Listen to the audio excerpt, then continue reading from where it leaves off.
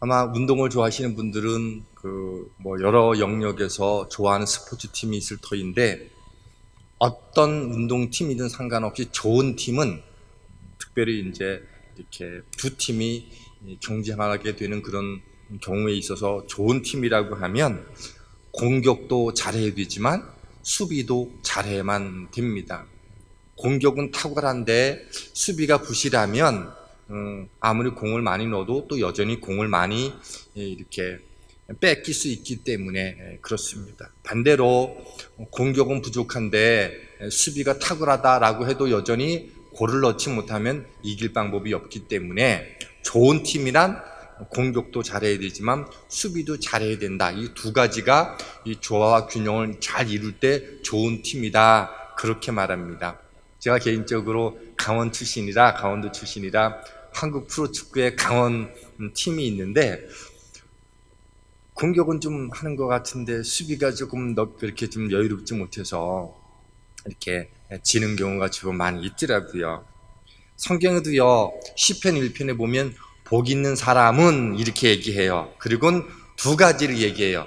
어떻게 얘기하는가 하면, 먼저 해야 할 것과 하지 말아야 될 것을 함께 말하고 있다고 하는 거지요. 악인들의 꾀, 죄인들의 길, 오만한 자리에 서지 않아야 되는 것과 동시에 주야로 말씀을 묵상하는 것을 함께 두 가지를 조화롭게 말씀해 주고 있다는 거지요. 그러니까 주야로 말씀을 묵상하는 것만 좋은 그 복된 인생길이라고 소개하지 않더라고 하는 거죠. 주야로 말씀을 묵상하는 것은 당연한 것이지만 동시에 뭐다? 가야 할 길, 있어야 할 자리, 어떤 꾀임에 넘어가지 않는 이 삶도 함께 균형을 맞출 때 복된 믿음의 사람이라 이렇게 말하고 있다는 거죠. 그런 의미에서 신앙생활을 잘한다라고 하는 것은 두 가지를 잘 분별해야 된다라고 하는 거죠. 하나님의 성품과 또 그분의 속성이 무엇인지를 잘 알아야 되는 거죠. 하나님이 나에게 기대하는 바가 무엇인지 잘 알아야만 됩니다. 하나님에 대해서 잘 알아야 되지만 동시에 우리를 바르게 살지 못하게 하는 이러한 악한 것이 무엇인지, 그들이 어떻게 다가오고 그들의 전략과 실체가 무엇인지를 잘 분별해내는 것들도 너무도 중요하다고 하는 겁니다.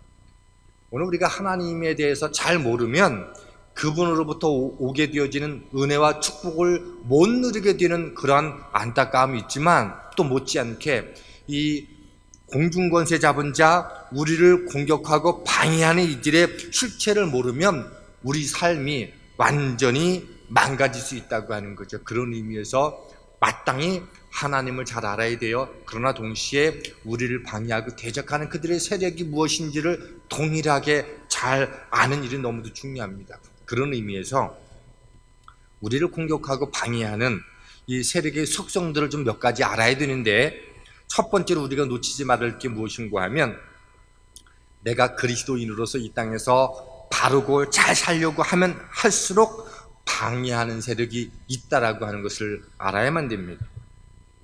그리스도인으로서 우리가 바르게 살려고 하면요, 의외로 공격하는 게 되게 많아요. 그때 어떤 공격이 있고 어떻게 막아내야 되는지에 대한 관심도 알아야 되는 거죠. 그런데 내가 예수를 잘 믿었기 때문에 나는 하나님의 은혜만 늘 넘치고, 그래서 어떤 세상적인 혹은 악한 세력의 공격은 없다, 이렇게 말하는 것은 잘못된 신앙일 수 있다고 하는 거예요. 이번에 한국에서 D6 컨퍼런스를 하는 것을 이제 생방송으로 인터넷으로 줌으로 듣고 또 녹화 방송으로 들으면서 제가 한 가지, 여러 가지 많은 도전이 있지만 그 가운데 하나가 무엇인고, 왜 부모가 바른 신앙을 가져야 되는가? 모든 부모님의 한결같은 바람과 소망은 자녀가 잘 되기를 원하는 거예요. 그죠? 그래서 부모가 자녀를 잘 해주기를 원하는데, 부모가 자녀한테 잘한다라고 그 가운데 하나가 오해하는 게 뭐인고 하면, 자녀가 힘든 일들을 걸어가면 안 된다, 자녀가 어려운 일들을 걸어가면 안 된다라는 동일한 마음 때문에 자녀 인생길에 장애와 고난과 아픔을 다 제거해 주는 게 부모가 잘해주는 게 아니라고 하는 거예요. 언젠가 부모도 떠나고 자녀도 부모 곁을 떠날 때가 오는데, 내가 그 자녀와 함께 둘 수 없는 때가 오는데 그 인생 가운데 얼마든지 장애와 고난과 아픔과 역경과 비바람이 오게 되는데 그 비바람을 어떻게 대처하고 극복하고 넘어갈 수 있는지 혼자 그거를 알려줄 수 있는 게 바른 부모의 모습이라고 하는 거예요.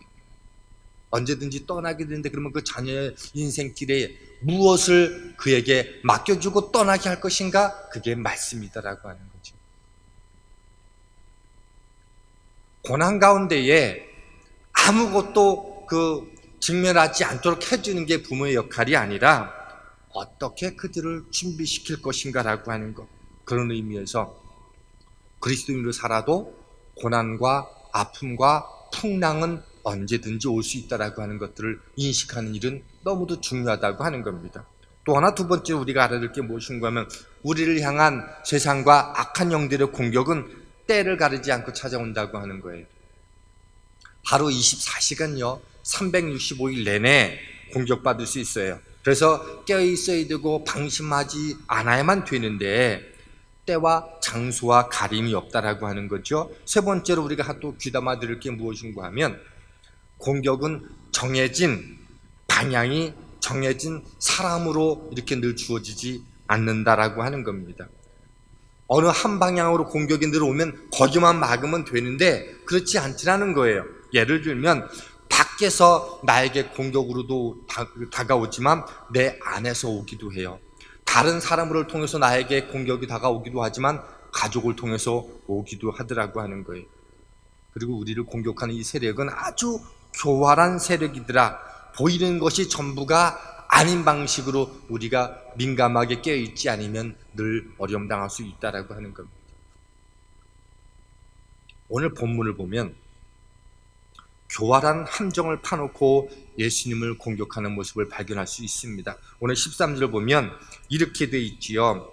그들이 예수의 말씀을 책잡으려 하여 바리새인과 헤롯 땅 중에서 사람을 보내매라고 말씀해 주고 있어요.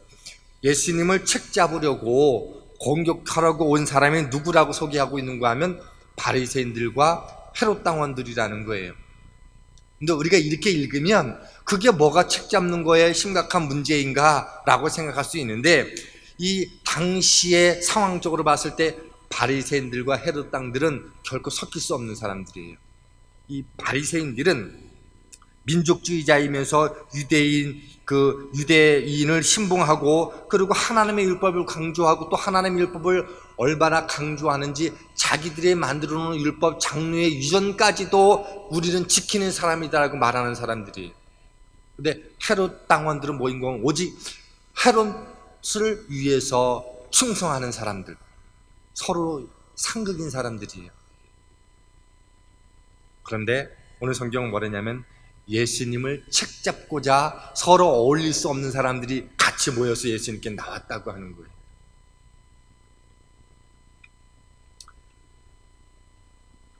어둠의 세력들은 서로 어울릴 수 없는 사람들이 함께 모아가지고 연합하기에, 그래서 마치 그것이 우리가 함께 연합하니까 되게 멋있어 보이지만 그 뒤안길에는 예수님을 책잡으려고 하는 것이 그들의 주 목적이었다고 하는 겁니다. 그들의 공격 목표가 책잡는 거라 그랬어요. 성경 말씀 본문에 보면. 그런데 이 책잡는다는 말이 무슨 말인 건 덫을 놓는다라고 하는 뜻이에요. 원뜻이. 그러면 그들이 친 덫이 뭐냐? 13절과 14절을 다시 한번 우리가 좀 볼 필요성이 있죠. 이튿날 그들이 베다니에 나왔을 때 예수께 성경책이 넘어갔네요. 그들이 예수의 말씀을 책잡으려 하여 바리새인과 헤롯 땅 중에서 사람을 보내며, 그리고 14절 와서 이르되 선생님이여 우리가 아노니 당신은 참되고 거짓되고 아무도 거리끼는 일이 없으시니 이는 사람을 의무로 보지 않으시고 오직 진리로서 하나님의 도를 가르치심입니다. 가이사에게 세금 바치는 것이 옳습니까? 하나님께 바치는 것이 옳지 않습니까? 이렇게 묻고 있다고 하는 거죠. 당신은 참되고 아무도 거리끼는 일이 없는 그런 분이잖아요. 사람을 의무로 보지 않잖아요. 먼저 이 얘기만 들어보면 되게 참 친절하고 예수님을 인정하는 것처럼 보이지만 그러면서 그 다음 질문이 있는 거죠. 가이사에게 세금 바치는 게 옳아요? 바치지 말아야 돼요? 라고 묻습니다. 이게 예수님께 책잡기 위한 비수를 꽂기 위한 질문이라고 하는 거죠. 이 질문을 쉽게 대답할 수 없는 것은 당시 로마 식민지 아래에 있었기 때문에 모든 이 지배당하는 국가들은 로마에게 세금을 바쳐야만 되는 거였어요. 너무도 당연한 것 같은 것 가지고 지금 질문하고 있는 거예요. 세금 바치는 게 맞아요? 틀려요? 라고 묻는 거죠. 당시 민족 지도자들은, 이 바리새인 같은 사람들은 세금을 내지 않아도 되는 쪽에 마음을 더 가고 있는 사람들이고요. 헤롯 당원은 당연히 헤롯이 로마로부터 이렇게 파송받아서 이 나라를 다스리는 존재니 당연히 세금을 바쳐야만 되는 거예요. 서로 상극에 있는 사람들이 둘을 갖다 놓고 묻는 거예요. 세금을 가이사에게 내는 게 맞느냐 틀리느냐라고 하는 거. 만일에 예수님이, 그들의 기대가 뭐인 거, 만일에 예수님이 세금을 바치지 말라라고 하면 당연히 헤롯 당원들이 바로 예수님을 고소할 것이고, 세금을 바쳐야 된다라고 생각하면 많은 대중들의 마음을 이룰 수 있다라고 하는 것. 민족의 변절자가 될 것이냐, 아니면 정복자들로부터 대적당하는 그런 느낌으로 비춰질 것이냐, 어느 쪽의 이야기를 들어도 정답이 아닐 것처럼 여겨지는 그런 상황 속에서 이 사람들은 질문을 했다고 하는 겁니다. 그리고 오늘 이것이 오늘 우리에게 새롭게 생각하게 하는 이 도전이 되는 말씀인 것은, 오늘 이 세금을 내야 될 것인가 말 것인가 어느 쪽에 들 수도 없는 것이 그들의 현실인데, 오늘 우리 현실도 별로 다르지 않다고 하는 거예요. 신앙인으로 내가 제대로 살아가고 있다고 해요. 그런데 오늘 우리의 현실의 문제는 결코 만만치 않아요. 대표적으로 직장이나 사업을 할 때 보면 그런 일들이 많이 있죠. 전혀 신앙적이지 않은 일들을 선택해야 될 때가 우리의 직장과 사업 가운데 있어요. 내가 원치 않게 속여야만 되는 상황이 있어요. 내 의사와 상관없이. 내 의사와 상관없이 감춰야 될 일이 있고요. 원치 않지만 사업상, 업무상 상처를 주거나 모질게 해야 될 때도 있어요. 공정한 거래가 아닌 돈을 취급하면서 그 돈을 가지고 내가 거룩한 일이라고 뭔가 드릴 때도 있다라고 하는 거예요. 사회 전체가 잘못된 방향으로 가니까 다 그렇게 해야지만 존재할 수 있으니까 당연히 그렇게 해야 된다라고 나도 모르게 그렇게 맞춰져 가는 일들이 우리 가운데 얼마든지 있을 수 있다고 하는 거예요. 직장 생활을 하면서, 사회생활을 하면서, 사업을 하면서 나만 고고하고 원리와 원칙대로만 지킬 수 있을까? 이런 일들이 오늘 우리가 직면한 현실이에요. 그리스도인으로서, 신앙인으로 살아갈 때 이 세상의 문화는 또 어떻습니까? 수많은 매력 있는 드라마, 매력 있는 주인공, 내가 좋아하는 그 주인공을 나와서 그 주인공이 악역으로 맡아도 왠지 더 마음에 가게 되고 정이 가게 되고 마치 그 판단과 행동이 옳은 것처럼 여겨지는 일이 많이 있죠. 영화는 어떻습니까? 인터넷에 수많은 기사와 내용들은 어떻고요? 음악은 또 어떻습니까? 그런데 내 의도와 상관없이 오늘 우리를 대중문화가 우리에게 던져주는 것이 마치 진실인 것처럼 여겨지는 때가 우리 가운데 얼마든지 있다고 하는 거예요. 눈 감을 수 없어요. 귀 닫고 살아갈 수 없는 게 오늘 우리가 직면한 현실이에요. 예수님이 지금 공격당한 그 현실의 질문과 오늘 우리가 직면한 질문이 너무도 비슷하다고 하는 겁니다. 어떻게 살아야 될까요? 오늘 예수님의 대답은 무엇인지 한번 볼까요? 15절, 17절 말씀을 여러분이 다시 한번 성경 말씀으로 눈으로 좀 주목해 보길 원합니다. 우리가 바치리까 말리리까 한데, 예수께서 그 외식함을 아시고 이르시되 어찌하여 나를 시험하느냐? 데나리온 하나를 가져다가 내게 보이라 하시니 가져왔거늘 예수께서 이르시되 이 형상과 이 글이 누구의 것이냐? 이르되 가이사의 것이니이다. 이 예수께서 이르시되 가이사 것은 가이사에게, 하나님의 것은 하나님께 바치라 하시니 그들이 예수께 대하여 매우 놀랍게 여기더라. 사람들이 당시 내는 그 세금의 데나리온을 가져오게 했어요. 거기에 한쪽엔 형상이 있고 한쪽엔 글씨가 있어요. 이 형상이 누구냐? 가이사이다. 이 글은 무슨 글이냐? 가이사의 글이다라고 대답하자 예수님께서 이렇게 말씀하시죠. 가이사의 것이면 가이사에게로 돌려놓아라 라고 말합니다. 그리고 그것만 말하고 있지는 않죠. 하나님의 것은 하나님께로 돌려놓으라 이렇게 말씀해주고 있습니다. 그러면 먼저 가이사의 것은 가이사에게라고 하는 말이 어떤 의미일까요? 현실을 부정하는 말일까요? 현실을 인정하라는 말일까요? 쉽게 보면 현실을 인정하라고 하는 말씀입니다. 그런데 그걸로 끝내지 않으셨어요. 하나님의 것은 하나님께로 드리라 이렇게 말씀해주고 있어요. 모순된 것 같은데 여기에 이 질문한 사람들이 더 이상 대답할 수 없을 만큼 명확한 질문을 주셨는데 오늘 우리가 좀 주목할 것은 가이사의 것은 가이사에게로 돌려놓으란 말은 현실을 인정하라는 얘기예요. 동시에 하나님의 것을 하나님께로 돌려놓으라는 것은 하나님께로 마땅할 돌려놓고서 또 하나님께로 돌려놓으라는 것, 저는 이것을 이렇게 이해해야 된다고 생각을 합니다. 하나님의 사람으로 산다라고 하는 것은 두 개의 세계 속에서 살아가는 거죠. 현실이라고 하는 이 땅에서 삶이 있고 또 하나 하나님께 속한 백성으로서 하나님의 길을 걸어가는 백성들이라고 하는 거죠.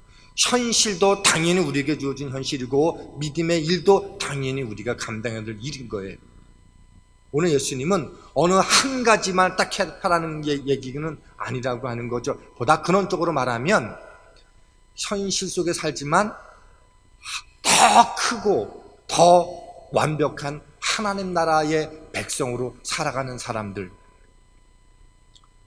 현실과 믿음 사이에서 균형 있는 삶을 살아가는 일이 중요하다라고 저는 예수님께서 주신 말씀이라고 생각합니다. 세상 시민으로서 살아가는 마땅한 역할들이 우리에게 있어요. 그러나 거기에는 마땅히 전제되는 것은 있겠죠. 정직하게 성실하게 살아가야 된다는 전제가 당연히 그 속에 담겨져 있어야 된다는 거죠. 그런 의미에서 그리스도인이라고 하는 것은 외줄 타기와 같다라고 생각을 해요. 외줄을 타려면 왼쪽으로도 넘어지면 안 되고 오른쪽으로도 넘어지면 안 되는 거예요. 하나님의 사람이란 뭐냐? 내가 믿음이 있기 때문에 현실은 중요하지 않다라고 생각하는 사람들이 아니고 반드시 또한 현실이 중요하기 때문에 믿음은 그렇게 중요하지 않다라고 생각할 수 없다라고 하는 거죠. 현실도 되게 중요하지만 믿음도 너무도 중요한 가치라고 하는 것. 근데 저는 이걸 조금 더 이렇게 생각했으면 좋겠어요. 현실을 부정해서는 안 된다. 그러나 현실에만 빠져서는 안 된다. 어느 날 예수님께서 세 명의 제자들과 함께 한 산에 올라서 변화된 모습을 보여주시곤 제자들이 그 모습을 보고는 여기가 좋사는 여기에서 주를 위하여 또 예언자 선지자들을 위해서 집을 짓고 살았으면 좋겠다라고 말할 때 예수님은 아무런 말씀 안 하시고 산 아래로 내려오셨어요. 그 산 아래의 현실은 뭐예요? 귀신 들린 자들이 수많은 아비와 규환 같은 삶의 아픈 현장이 있지만 그 자리로 내려오셨다는 것은 오늘도 하나님의 사람은 현실 속에서 두 발을 디디면서 하늘을 향해 살아가는 사람들이라고 하는 것들을 분명하게 오늘 우리에게 말씀해주고 있다고 하는 거죠. 그렇다면 어떻게 현실과 믿음이라고 하는 이 두 가지 상황들을 붙잡고 균형 있게 살아갈 수 있을까라고 하는 거죠. 과연 이게 가능할까? 이게 오늘 우리의 고민이기도 하죠. 그런데 고린도전서 2장 12, 13절 말씀 보니까 이런 말씀이 있어요. 시작은 이렇게 돼 있어요. 우리가 세상의 영을 받지 아니하고 오직 하나님으로부터 온 영을 받았으니, 그리고 끝부분에 이렇게 돼 있어요. 영적인 일은 영적인 것으로 분별하느니라 이렇게 말씀해 주고 있어요. 무슨 얘기인가 하면 오늘 우리가 가지고 있는 각자가 가지고 있는 능력과 판단과 가치관을 가지고 균형 있는 삶을 살 수 없다고 하는 거예요. 이 가능한 것은 오직 뭐다? 하나님의 권능과 능력 안에서만 우리가 균형 있는 삶을 살 수 있다라고 하는 거예요. 더 쉽게 얘기해 드리면 성령이 우리 안에 계심으로 성령의 인도함을 통해서 현실과 믿음의 균형을 잡을 수 있다라고 하는 거예요. 저는 이 일을 위해서 우리가 두 가지를 좀 가지고 있어야 된다고 생각을 합니다. 첫 번째, 현실과 믿음의 균형을 잡힌 삶을 살려면 첫 번째가 무엇인가 하면 두려워하지 않는 것이 믿음이 있어야 된다는 거예요. 무슨 얘기인가 하면 내가 이렇게 믿음으로만 살다가 하나님 중심으로 살다가 사람들에게 현실 속에서 도태되는 것 아닐까? 이런 두려움이 우리 가운데 있어요. 저희들도 이제 예배를 그 아이들과 함께 드리면서 아이들이 내심 걱정하는 게 이제 그런 거예요. 남들은 다 이런 방향으로 살아가면서 이런 목적과 방향과 가치를 가지고 살아가는데 내가 거기에 함께 어울리지 않고 그냥 믿음만 붙잡고 살다 보면 도태되는 것 아니야? 세상 사람들로부터 멀어지는 것 아니야? 세상 사람은 다 성공과 멋진 길로 걸어가는데 나는 그렇게 따라가지 못하면 나는 실패한 인생이 되는 것 아니야? 그런 두려움이 우리 가운데 있게 되더라고 하는 거예요. 근데 줄 타는 사람이 무엇을 놓치면 안 되는가 하면 밑을 바라보면 안 된다라고 하는 거예요. 줄을 타는 사람은요, 밑을 바라보게 되어지면 두려움 때문에 왼쪽과 오른쪽의 균형을 잃어버리고 떨어지게 된다라고 하는 거예요. 줄을 타는 사람은요, 내 몸이 균 잡힐 수 있는 훈련과 동시에 앞을 바라보고 가야 된다라고 하는 거예요. 현실을 인정하면서 또 믿음의 길들을 걸어가면서 오늘 우리가 가지고 될 것이 무엇인가 하면 성령이라고 하는 분에 대한 전적인 신뢰를 가지고 오늘도 내가 이 길들을 걸어가는 것에 대해서 내가 낙심하지 않아도 된다라고 하는, 두려워하지 않아도 된다라고 하는 그 믿음이 우리 가운데 있어야 된다라고 하는 거예요. 세상은 내가 실패하고 무너지고 낙심하게 되어지면 너는 패배자라고 말하지만 성령님은 우리가 실패하고 무너져도 여전히 그곳에서 우리를 기다려주고 받아들여주고 위로하고 격려하면서 다시 시작하시는 기회를 늘 얼마든지 주시기 때문에 오늘도 내가 믿음의 길들을 걸어가면서 현실에 대해서 최선을 다하지만 내가 믿음을 중요시 여기지 않고 현실만 내가 걸어가게 될 때에 나아가 바르게 성공할 수 있다라고 하는 그 가치를 굳이 갖지 않아도 된다라고 하는 거예요. 그러나 현실을 인정하되 내가 성령님과 함께 믿음의 길들을 함께 걸어가더라도 결코 내가 뒤처지지 않는다라고 하는 이 두려움 없는 믿음이 우리 가운데 있어야 된다고 하는 거예요. 그러려면 날마다 내 안에 계신 성령님의 그 음성에 귀 기울일 수 있는 그 능력이 있게 될 때 우리가 현실에 치우치지도 않고 그렇다고 믿음만이 전부라고 해서 현실을 도우지 않을 수 있는 그 능력이 그 안에서 나온다라고 하는 거예요. 두 번째 뭐인가 하면 전 피곤함이라고 생각을 했어요. 무슨 얘기인가 하면 남들은 편안하게 사는데 왜 나는 이렇게 어렵게 살아야 되지? 나는 왜 이렇게 믿음으로 길을 걸어가면서 이렇게 어렵게 살아야 되지? 그런 것에 대한 끊임없는 갈등이 우리 가운데 있을 때 쉽게 피곤해지고 쉽게 낙심해지게 된다라고 하는 거예요. 그러면요, 외줄타를 못 타요. 한쪽으로 치우치는 길들을 걸어가게 된다는 거예요. 그래서 갈라디아서 6장 9절 말씀 보면 우리가 선을 행하되 낙심하지 말지니 포기하지 않으면 때가 이름에 반드시 거두게 된다라고 말씀해 주고 있어요.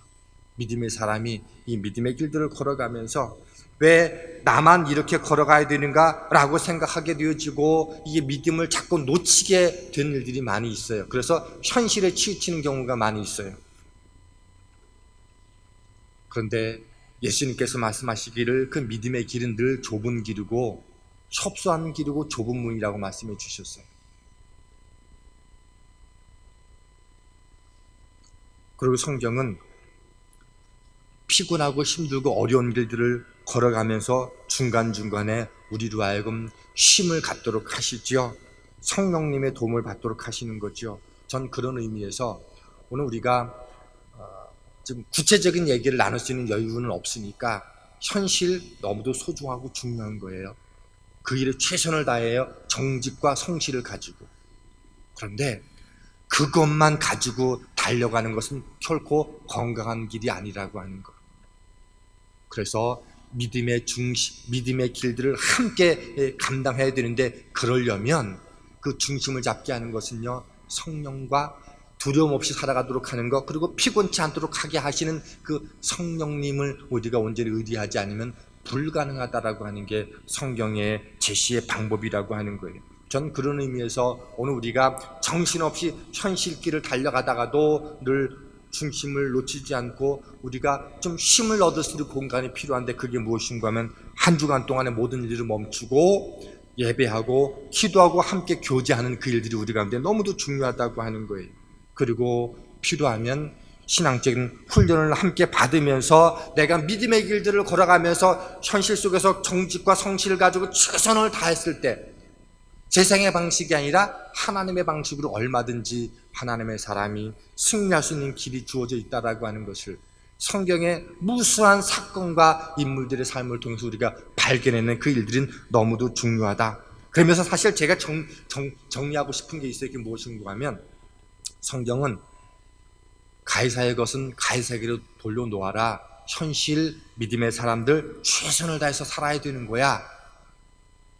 전 그러면서 주님께서 우리에게 정말로 말씀해 주고 싶은 부분이 있다고 생각해요. 그게 무엇인가 하면, 오늘 우리 현실은 당연히 세금을 내야 돼요. 그죠? 정직하게 살아야 돼요. 성실하게 살아야 돼요.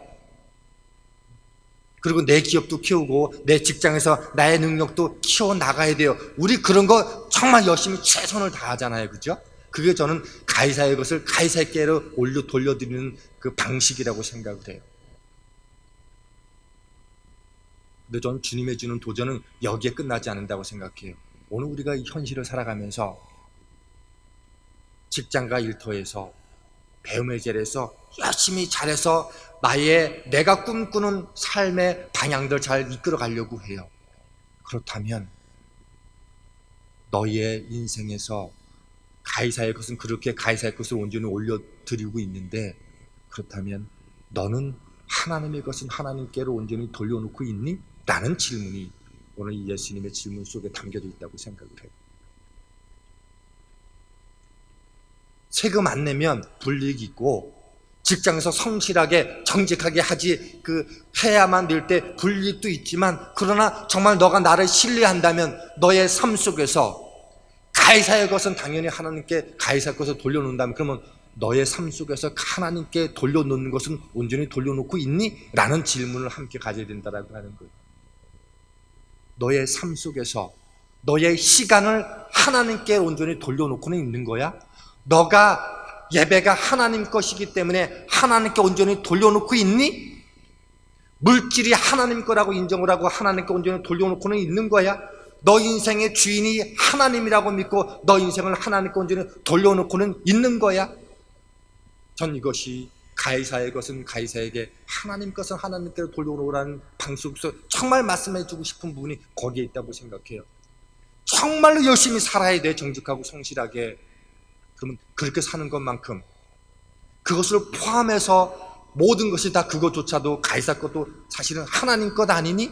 그렇다면 온전히 너의 삶을 하나님께 바르고 온전히 돌려놓고는 있니? 전 그 질문까지도 우리가 함께 받아야 된다고 생각을 합니다. 그래서 하나님의 것을 하나님 것으로 온전히 돌려놓으신 인생이 이 땅 가운데서 현실도 바르게 인식을 하고 바르게 그 속에서 최선을 다하는 사람으로 살게 되는 것 아닐까? 또 그렇게 살아야 되는 게 마땅하다라고 오늘 우리에게 말씀하여 주는 줄 믿습니다. 끝으로 이 말씀 드리면서 오늘 말씀을 마치려고 합니다. 한 목사님의 간증인데, 이제 부모님이 이제 미국에 있다가 아마 한국에서 목회를 하시게 된 것 같고, 부모님은 미국에 사신다는 거예요. 그리고 뭐 넉넉한 삶이 되지 못하니까 이제 막 그런 제도가 있는 것 같아요. 서민 아파트를 신청해서 거기에 이제 당첨돼서 거기서 살게 됐다는 거예요. 그러니까 서민 아파트에 들어가려면 너무 최저의 삶이 돼도 안 되고 너무도 높아도 안 되고 그 기준이 있다라고 하는 거예요. 그런데 이 목사님이 그 부모님 계신 아파트에 뭐 1년에 한 번 정도 이렇게 잠깐 방문하게 되면, 서민 아파트인데 억대가 넘는 비싼 차들이 거기에 쫙 놓여져 있다는 거예요. 아니, 서민 아파트인데 어떻게 이렇게 비싼 고급 그 외제차들이 이렇게 많아요? 그랬더니 그분들이 거기에 들어가기 위해서 서류를 이렇게 꾸며서 돈은 많이 있는데 현실적으로, 그런데 거기에 들어가서 살기 위해서, 저렴하게 살기 위해서 이렇게 해가지고 이렇게 한다는 거예요. 근데 그런 분들에 의외로 많은 분들이 교회 다닌 분이더라고 하는 거예요. 그런데 한국의 그 퇴임한 그 대통령께서 수많은 그 재정적인 비리 때문에 다 환수해야 된다라고 하는데 난수증에 현금 26만 원밖에 없다고 하신 분들의 기사가 난 것 때문에 이분들이 노발대발했다는 거예요. 어떻게 저렇게 살아갈 수 있냐고. 근데 자기들이 그 일들을 하고 있는지도 모르면서 그렇게 말하고 있더라라고 하는 그 이야기를 하면서, 하나님의 사람이 현실인식을 가지고 바르게 산다라고 하는 게 뭘까? 하나님의 그 나라를 온전히 세워간다라는 게 뭘까 고민이 됐다라고 하는 이야기를 한번 본 적이 있습니다. 사랑하는 성도 여러분, 저는 여러분이 가해사의 것은 가해사에게로 돌려줄지라는 바른 현실인식을 가질 수 있었으면 좋겠어요. 세상에서 하나님의 사람이기 때문에 정직과 성실과 열심과 최선을 다하는 것, 그리고 한 가지 더 우리가 고민하며 질문할 수 있기를 원합니다. 그렇다면 나는 하나님의 나라에서 하나님의 것을 위해서 성실과 정직과 최선과 열심을 다하고 있는가? 오늘 나의 예배는 하나님께 드려지고 있는가? 나의 기도의 삶은, 말씀을 묵상해내는 삶은, 내 이웃을 돌보는 삶은, 겸손한 삶은, 관계를 아름답게 만들어가는 삶은 하나님께 온전히 돌려드리고 있는가? 이것도 함께 고민하고 점검하면서 오늘 우리의 삶을 하나님 앞에 온전히 올려드리고 세워줄 수 있는, 그래서 여러분 열심히 세상을 살아가고 있으니까 믿음의 길도 열심히 살아서 이 두 가지가 조화와 균형을 이룰 수 있는 삶들, 그리고 그것은 오직 성령의 인도하심 안에서만 가능하다라고 하는 이 물러설 수 없는 믿음이 저와 여러분의 믿음이 될 수 있기를 주님의 이름으로 축원합니다. 하나님 감사합니다. 가이사의 것은 가이사의 것으로 돌려드리는 것이 세상을 사는 믿음의 사람들의 본질임을 안다면 하나님의 것을 하나님께로 온전히 돌려놓을 줄 아는 믿음의 결단들이 우리 안에서도 있게 하여 주시옵소서. 그리하여서 그렇게 살았더니 하나님의 방식으로 하나님의 사람들을 믿음의 자리에서, 세상의 현실이라는 자리에서도 멋지게 승리할 수 있음을 간증으로 고백하는 우리 세세님께 속한 모든 믿음의 가족 되게 하여 주시옵소서. 예수님 이름으로 기도하였습니다. 아멘.